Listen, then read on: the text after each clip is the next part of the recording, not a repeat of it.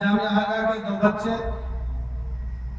कुरान करीम के ताल्लुक से अपना मुकाबला पेश फरमाएंगे, जिसमें बहुत अहम मालूमात हैं।